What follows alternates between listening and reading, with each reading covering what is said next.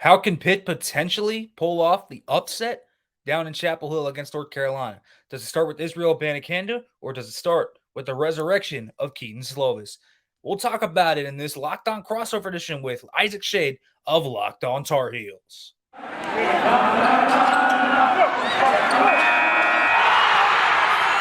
You are Locked On Pitt, your daily podcast on the Pittsburgh Panthers, part of the Locked On Podcast Network, your team every day.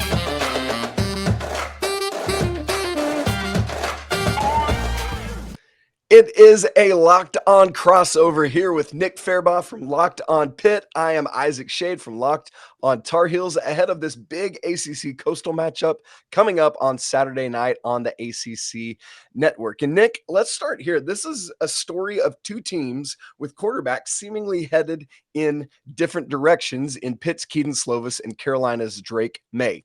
What say you to that, my friend? Yeah, I mean, that's the story, right? Drake Maye looks like maybe you can argue the best quarterback in the ACC this year. He looks phenomenal. I mean, and he's done so well with Phil Longo's offense, who I think is a really underrated offensive coordinator. Agreed. It's been, and it's not just been the Josh Downs show either this year. That was kind of the story of last year, as like, who's can step up other than Josh Downs? But there's been some guys stepping up on Carolina's weapons groups. Antoine Green has been decent enough this year for Carolina, so you have to kind of respect those guys. Right. And I think what it's done is it's really kind of opened up so much for Drake Maye, both as a runner, because he's another tough runner. He's very like Sam Howellish to me as a runner. You know how Sam Howell was super tough and was like a bowling ball and tough to bring down and all that. Drake Maye has a lot of those qualities too. Just with really more height.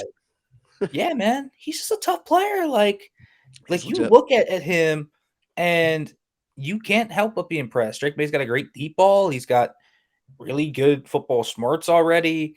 He's looking really, really good and kind of everything that you want in a passer right now. Drake Maye is. He takes care of the football. He only has thrown 3 picks. That's 24 touchdowns. Like, that is really, really what you want. And he's been able to elevate this offense past what it would be. So I think Drake Maye's been awesome this year. And I think that's been one of the really fun things to watch in the ACC has been what he's been able to do with his receivers. And so, you have a good group now where you have, J.J. Jones producing, you have Bryson Nesbitt, you have Kamari Morales.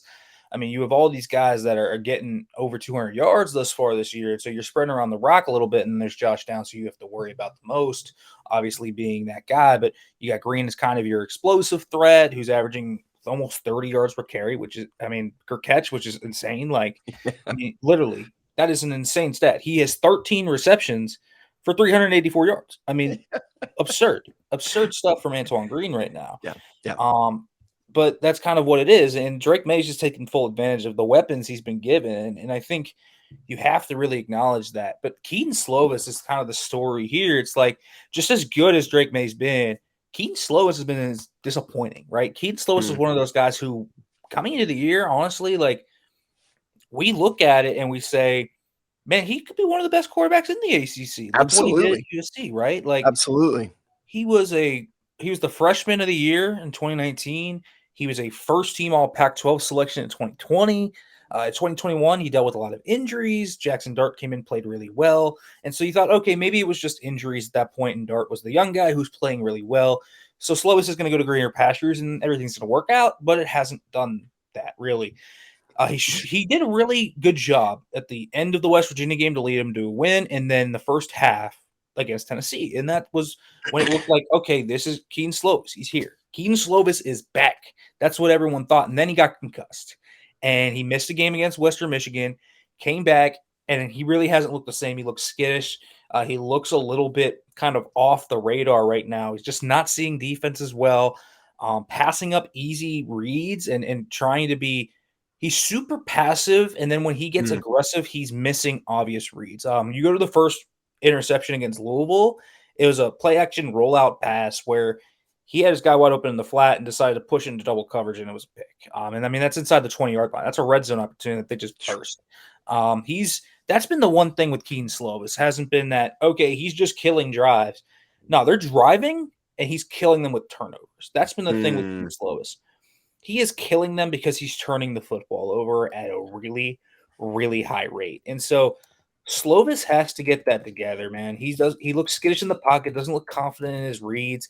He has the arm still, and from time to time, you'll see him just uncork an absolute unreal throw, and he'll do it once or twice a game, and he can do it more. He did it against Tennessee and in that second half against West Virginia a lot, and he's mobile enough too to make plays, but he doesn't really use it because, again, he looks timid. He's just a guy that isn't playing well. He's not seeing the ball well, not reading coverage as well. He looks like he's scared to play the game of football right now, and that's the thing. I mean, he has 5 interceptions in the past 3 weeks, which is just not acceptable enough. And so, he did have 3 touchdowns against Georgia Tech, but 2 of those were really in garbage time. So, I mean, he's really been really bad. And he's been hurting this team a lot. And so, I don't know. Pitt's not asking Kedon Slovis to be Kenny Pickett, and obviously that's the big thing. But listen, he's just had to not be awful, and he really has been recently. And I think that's been the key here with Kedon Slovis. He's really dragged Pitt down with his play. It just has not been up to standard. So who knows? Maybe they look for another quarterback here in Nick Petty or Nate Yurnell. We'll see if that happens. But if he struggles again, it would not surprise me. But Isaac, there's weapons here to worry about on both Pitt and North Carolina. I talked about Josh Downs a little bit. You could talk about Josh Downs too, but also Pitt. The reason they are 4-3 right now in a lot of ways is their fantastic running back. It's Israel Abanikanda. This dude, insane. Yes. Yeah, and so with some of Carolina's weapons, I think everyone knows Josh Downs, and we'll talk about. I know Nick's going to talk about the matchup there with what we think are 2 NFL guys going at each other in when Carolina has the ball, and so that's going to be fun. Nick will talk about that in a little bit. And so, since we all know about him, let me add on to a couple other guys just for the Pitt crew to be watching out for. You spoke about Antoine Green. He missed the first 3 games of the season with a collarbone injury suffered in the preseason, came back against Notre Dame, and has had multiple touchdowns of over 50 yards in that span.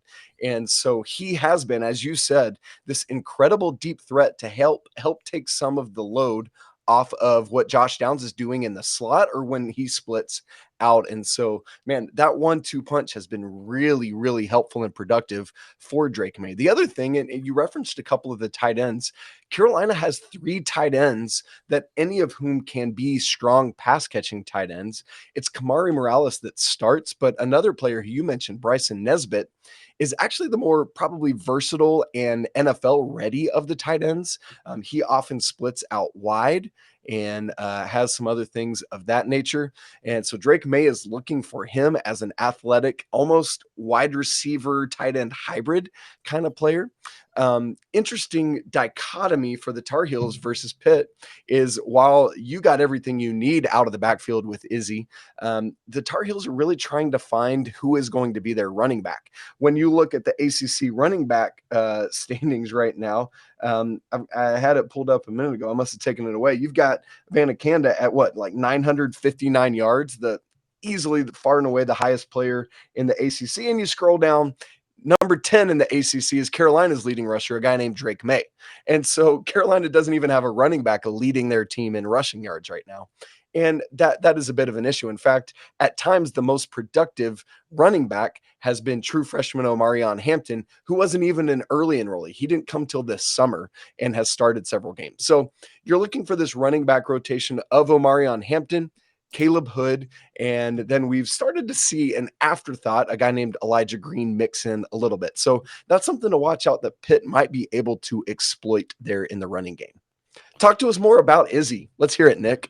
Yeah, and special speed. I mean, that's the big thing with Izzy.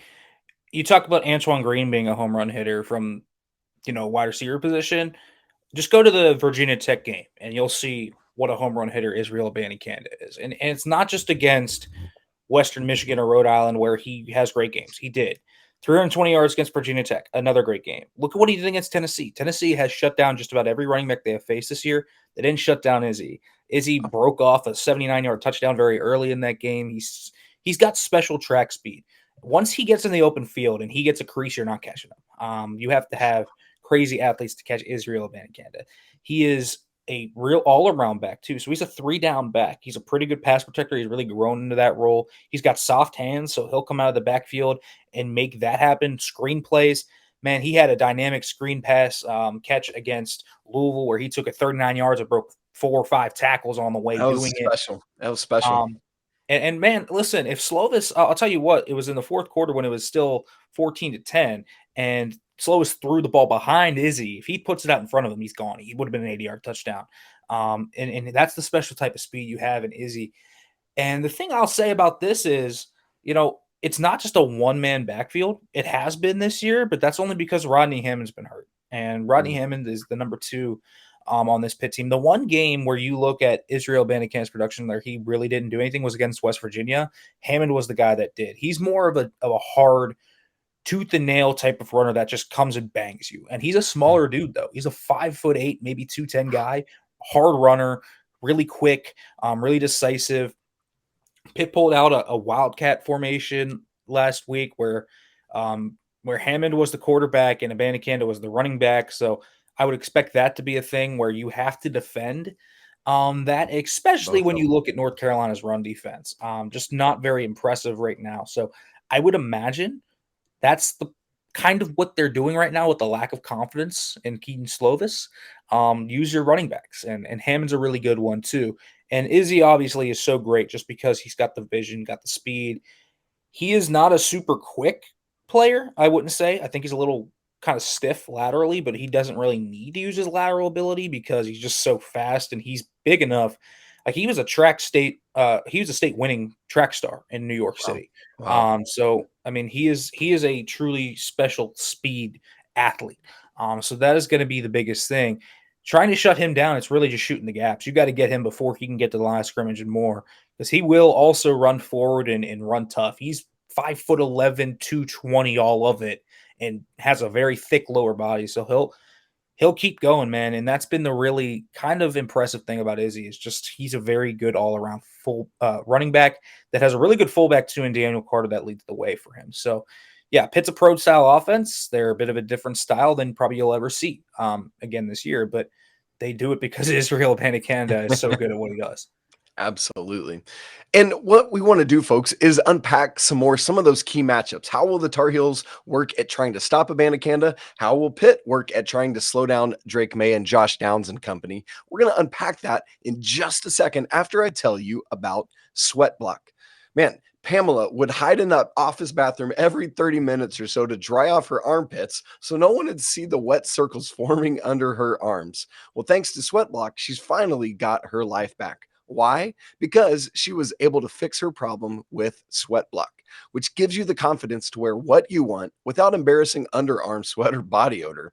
In fact, the Sweat Block wipes were recently featured and tested on the Rachel Ray Show by firefighters, and it worked for them. If it works for them in that environment, it works anywhere, including the frigid cold of Pittsburgh, Pennsylvania. You don't even need it there, but whatever. So, folks, if you or someone you love is experiencing embarrassing sweat or odor, try Sweat Block. Save 20% with promo code LOCKEDON at sweatblock.com. It's also available on Amazon. All right, so Nick, let's unpack some of these matchups that we think are going to be key to this game. Let's start by you talking about how this matchup we referenced earlier when Josh Downs is in the slot looking to make money happen. Yeah, this is the big question. Josh Downs lines up a lot in the slot, and that's been the one thing you look at Josh Downs that he really wins at. He wins down the field. He wins pretty much at all levels of the field, but he does it from the slot at a really, really high rate. And he's a really good football player. But Pitt also has one of the best free safeties and, quite honestly, one of the best defensive backs right now in the conference and maybe in the country in Erick Hallett. He is just having a true breakout season. We didn't really know what he was going to be this year. And then he kind of came out last year, had a very rocky year, finished it really strong, had that 2-pick game in the ACC championship game against Wake Forest that really kind of solidified it. And this year, he's just gone off. I mean, he's been targeted 30 times, has only allowed 9 receptions and less than 75 yards. That is the lowest PFF has charted of all defensive backs. That is the lowest amount of yards allowed in the slot this year. He has been extremely good. So Josh Downs, for a guy that has been so productive in the slot, I mean, you look at how many times he's played in the slot. He's played 228 times in the slot compared to only 83 times out wide. He's going to be your guy. This is mano y mano. This is going to be who can win. And for Erick Hallett, this is going to be a state in the game for how much he's come along. But I'll tell you another guy that they faced who played in the slot a lot. That was Jalen Hyatt at Tennessee. And Hyatt didn't do really anything against Erick Hallett. And they had to move him around to get him away. And that's been the big thing all year long. Erick Hallett has been so dependable. He's not the fastest, and I think that's where Downs can maybe get him up with down the field. He's not fast, but he's super smart. He's a really good tackler, and he's got ball skills for days. This guy is a certified ball hawk. When you watch Erick Hallett, man, he's just got a nose for that football. And I think that's one of my favorite things about Erick Hallett is his just sense of awareness for the football. And he has such a keen kind of eye for quarterbacks. He just understands what's going on and where he should be. I mean, he has 3 interceptions on the year. He has 7 pass deflections. This is a guy that gets targeted a lot at still, and teams go at him, and usually they're punished for it. And so Erick Hallett is the big one to watch here, but I would not be surprised if Josh Downs gets one-upped on him because I think Josh Downs is that good, quite frankly. So we'll see what ends up happening there. But Isaac, I want you to now talk about Izzy. We've talked about Izzy. We've talked about Hammond too. But if North Carolina wants to slow down this Pitt offense a little bit on the ground, you're looking at the Tar Heel linebackers here to maybe step up.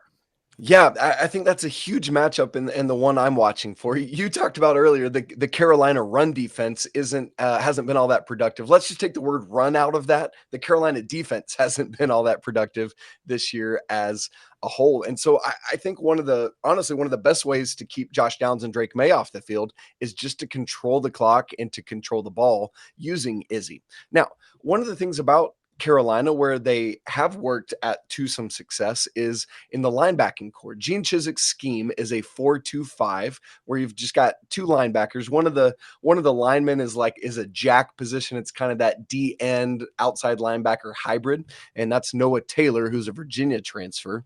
But your linebacking core is Cedric Gray and Power Eccles, one of my favorite names in college football, Power Eccles. And these 2 guys are the only defensive duo in all of FBS who both average at least 9.4 tackles a game. They're one of just two duos in all of Power 5 who combine for 20 tackles a game. And so you love to see what they're doing, but it's got to start up front with those 4 on the line. Carolina has had some issues getting into the backfield this year, whether it's in run or pass, to free things up. And I mean, the question is, are they getting all those tackles just because they're that incredible or because other people are not tackling well? And honestly, it's a little bit of both, Nick, if we're being honest about that. But with somebody like Abanikanda, they're going to have so much lane discipline, have to get off of blocks and get into the backfield. As you said, if they get past the line and into that second level, bye-bye, see you later, Pitt's on the scoreboard. And so for Eccles and Gray, that means getting up and into the backfield while not falling for any of that misdirection that might be happening, especially if they do go to some of those different matchups, trying to get Slovis maybe out of the way a little bit sometimes. And so if there is some of that wildcat, what is that going to mean for what Pitt is able to do offensively? And so this is going to be huge for me, is to watch the matchup of Carolina's linebacking core of Cedric Gray and Power Eccles trying to slow down in some way. You can't stop him, but slow down Mr. Israel Abanikanda. Yeah, and the Pitt offensive line is a solid unit. I wouldn't call it a great unit. It's a good run blocking unit. They lost Carter Warren, their left tackle, for the season due to torn meniscus, which is a loss. But Branson Taylor, his backup, has filled in nicely. So they run block well. That has been one of the big things. In the times that Kedon Slovis has looked decent in the past few weeks has been when the run game really works. He hasn't looked great even when it's working, which is kind of an indictment on it, but he looks better obviously, when teams have to get sucked up by play action and he can just toss it behind them. And that's when my X factor kind of pulls us all together. I think Gavin Bartholomew, the Pittsburgh tight end, is kind of the X factor in all of this. If Pitt can get the run game going, I think they can maybe hit some big plays behind the linebackers with him.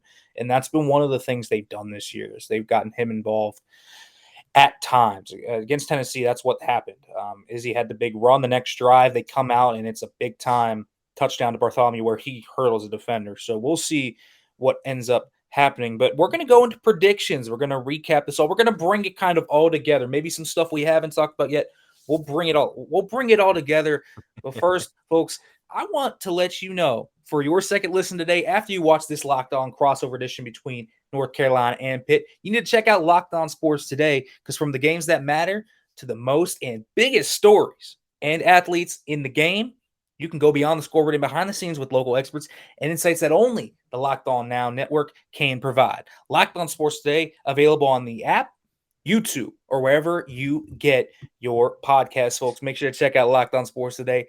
That's great stuff over there. They do great work. Yes, absolutely. And we're continuing to talk Pitt UNC here. Chapel Hill action at night, 8 o'clock, if you guys want to check that out.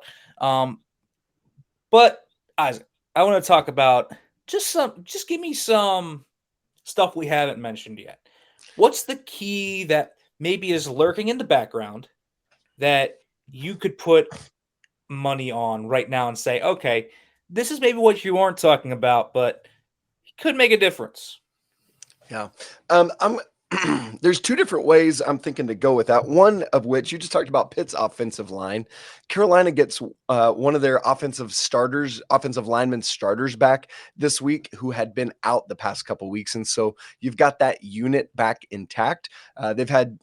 They've not been perfect, but they've been solid, kind of what you said. There have been 2 games this season where Carolina hasn't allowed any sacks. And so if that offensive line can continue to grow and develop together under the leadership of center Corey Gaynor, who's a Miami transfer, then things can go really well. Now, as opposed to what you were saying about, we've talked about Kedon Slovis causing some of his own sacks. I think that's something that one of my critiques of Sam Howell often was that Sam Howell tried to do too much because he could usually, but would lead to him holding onto the ball too long. Drake Maye has not done that. And so I think I'm really curious to see what kind of time the offensive line can give Drake Maye, how he continues to progress. But the other thing I want to point out that a lot of people probably might not think about with the running game of Pitt is that Carolina's secondary has really struggled this season. You've got your starting cornerbacks in Tony Grimes and Storm Duck, another great name in college football. And I just want to see them continue to communicate and find cohesion in the defensive secondary. If not, Carolina could allow Kedon Slovis to have a Heisman type day. Yeah, that would be obviously great for Pitt fans if Slovis in the passing game start to get clicking. Now, I'll say that I think this is something that we haven't seen Pitt do in a while, and Pitt hasn't really broken out in the passing game since Tennessee, since Slovis was last healthy. And if they can find some of that magic that they had in the second half against West Virginia and the first half against Tennessee, this Pitt team becomes a lot more dangerous. I'll say this about Pitt. Talented football team. Very flawed right now. Very, very, very flawed because of their quarterback. The receivers haven't played with a ton of consistency. And that's been another thing about the passing game. When Slovis has sometimes been on, the receivers aren't helping him. Pitt losing Jordan Addison is a big-time issue, and we have seen it all year long. Jaden Bradley, a young sophomore who was really productive, entered the transfer portal in midseason, so they don't have him anymore. They've been banged up. We don't even know who's going to play for Pitt right now, wide receiver-wise, because they're so banged up in that room. Now, Jared Wayne will play. He's their dependable wide receiver 1, so he will be here.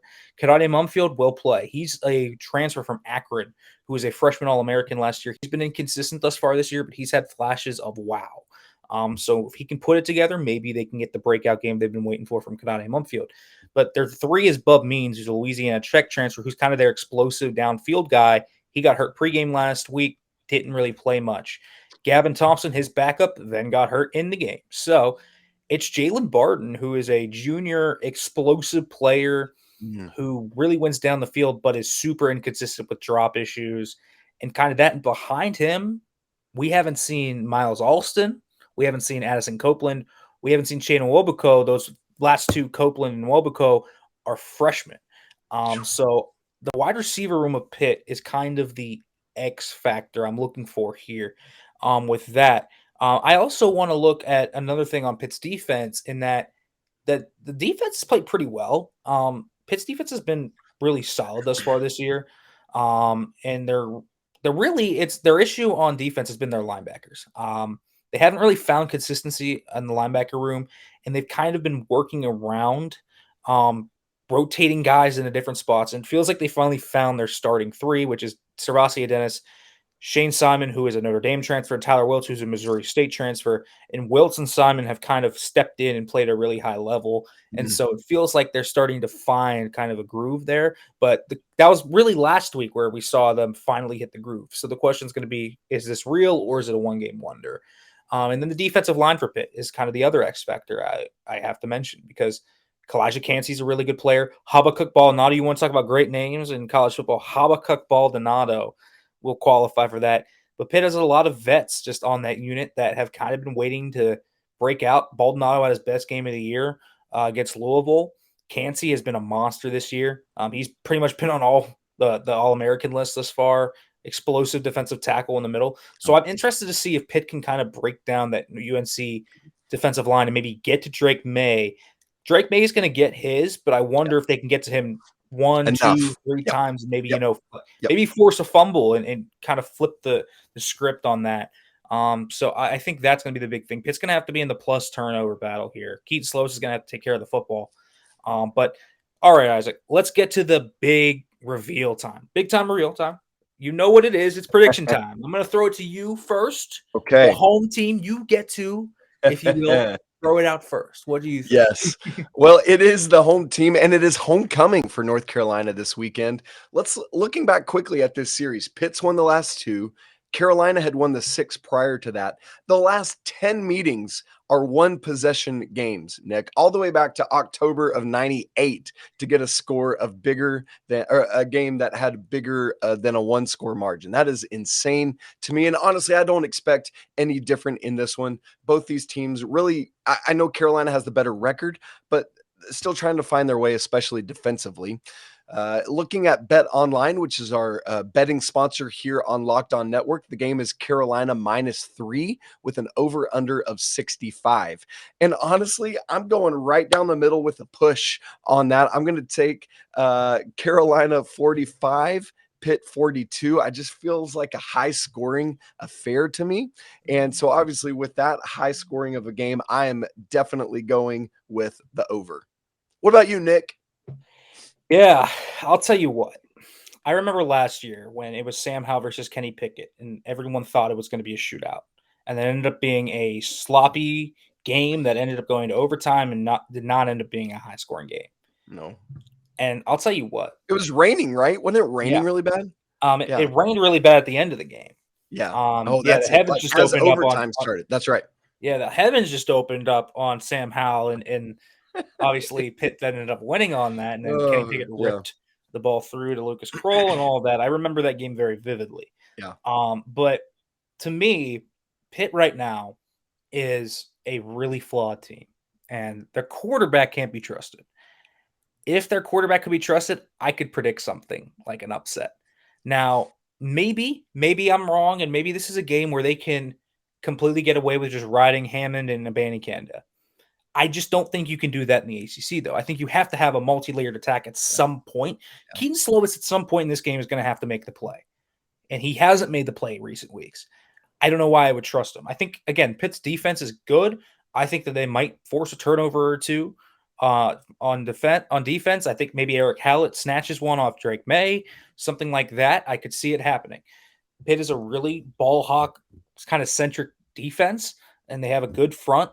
But it's inconsistent at the second level. They're still finding their footing.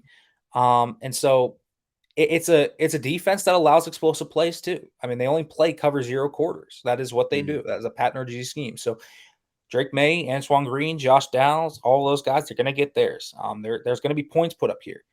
I actually, probably boldly, I'm taking the under on the point total. I actually think this ends up being a little bit more of a slog.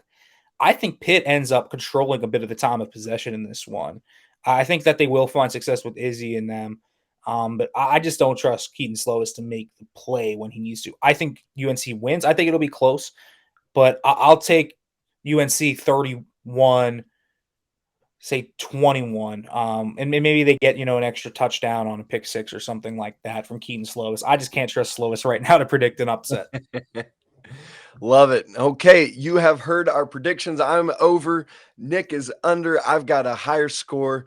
Nick a lower. Carolina covering in Nick's and the push in mine. Going to be a fun time in Kenan Stadium Saturday night in Chapel Hill. Thank you so much for joining Nick Fairbaugh and myself, Isaac Shade, for this crossover edition of Locked On Tar Heels and Locked On Pitt.